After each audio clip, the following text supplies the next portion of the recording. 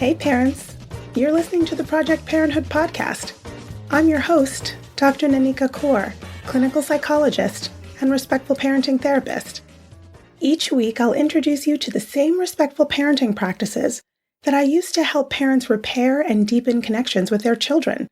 You'll get tips for cultivating more parental self-compassion, more cooperation from your kids, and more joy, peace, and resilience in your relationship with them. In today's episode, I'm talking about managing fighting between siblings. Stick around till the end to learn about what to do in the aftermath of physical altercations between siblings when you weren't there to witness what happened. You knew that bringing home a second child would be hard, but you were completely unprepared for the level of conflict you're dealing with on a daily basis. You want them to be close and supportive of one another, but it's like every time you turn around, someone's bonking someone else or trying to best the other in some ludicrously petty way.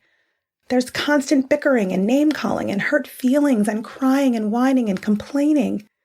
Except for those rare moments where they get along so well you wonder what's wrong with them, it's all attack and counterattack and repeat. It's a tale as old as time. And though it's true that siblings will definitely have conflict, it doesn't have to be damaging. In fact, with some help, that conflict can also help them learn to live together peacefully, despite their differences.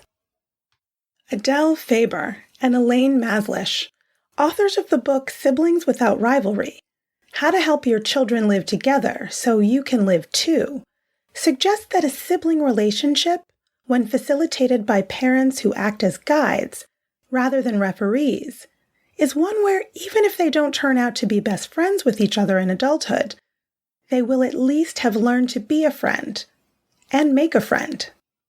The first rule of sibling fights is to stay out of sibling fights. Start with the underlying rule that in your home, there's no hurting anyone physically or emotionally. After that, unless it's a matter of health, emotional or physical safety, getting involved in your kids' disputes is unhelpful and can potentially escalate sibling conflict. There's no winning here. If you settle all of the disagreements, not only do they come to rely on you, but they also don't learn to manage these issues on their own. And when you side with one over another, one person must be the loser, and you run the risk of that sibling's resentment fueling even more bad blood between them. So that's the second rule. Don't take sides. Have faith that fairness can prevail. The third rule of sibling fights is to show confidence. Show that you believe they have the ability to manage the situation on their own. When your kids bring you a problem between them that they want you to solve for them, first acknowledge their anger at each other. Then, listen to each sibling's side and reflect back your understanding of the issue. Let them know you get how difficult the problem is and that you also have faith that they can figure this out by themselves. It could sound something like, "Wow, you're so angry at each other right now. So let me get this straight.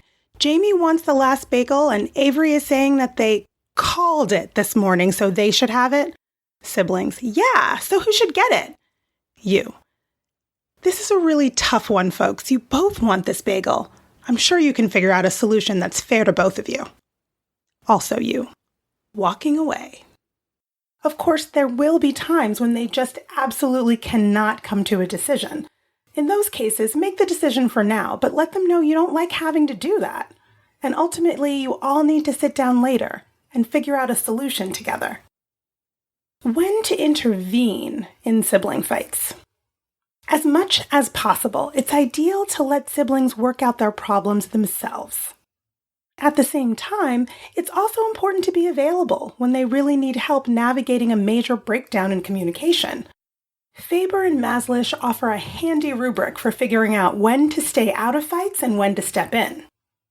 You'll always need to step in when any child is abusing another child verbally or physically, when sibling fights are disrupting your whole household, and when sibling conflicts are occurring repeatedly and collaborating on solutions just isn't working. So first there's level 1, which is common bickering. When that occurs, just ignore it. Remind yourself that they're practicing conflict resolution. And here's a pro tip.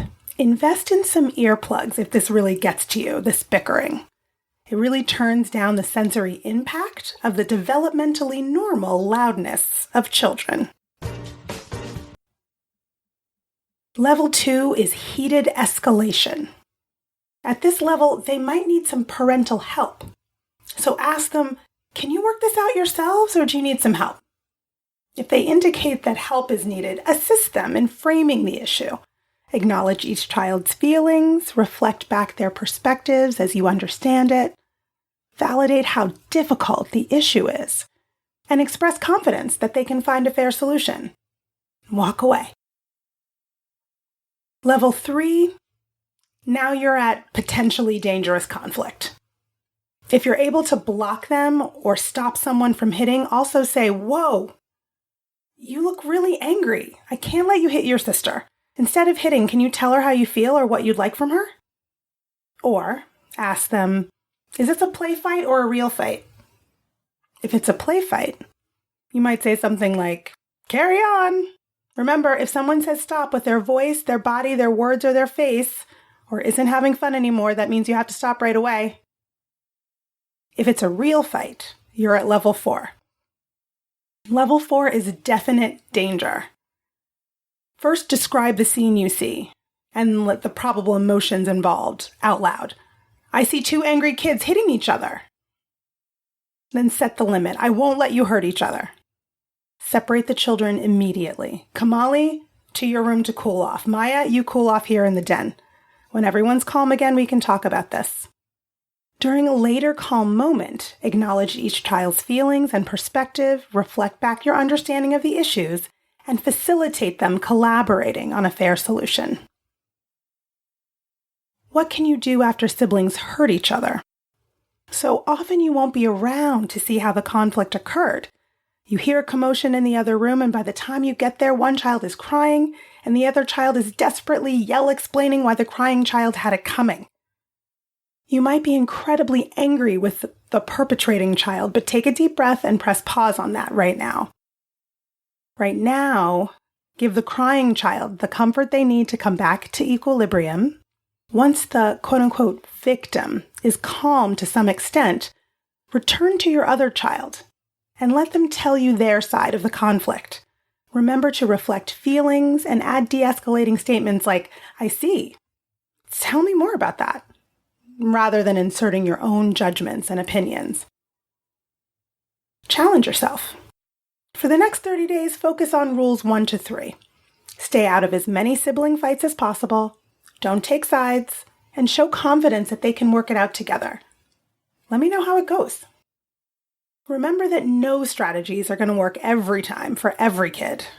Your child's different periods of development means that they're going to have fluctuating desires to be close or distant from their sibling. They're going to go back and forth. It's also tempting to chastise yourself for not getting the suggestions I've offered here exactly right during conflicts with siblings, but resist that. In parenting, conflicts will come up again and again. You'll always get another chance to practice. Encouraging sibling harmony involves being able to regulate your own feelings as a parent and then helping your kids with theirs, doubling down on patience and compassion, and keeping in mind that sibling conflict can be an opportunity to help them learn how to cohabitate even though everyone's so different.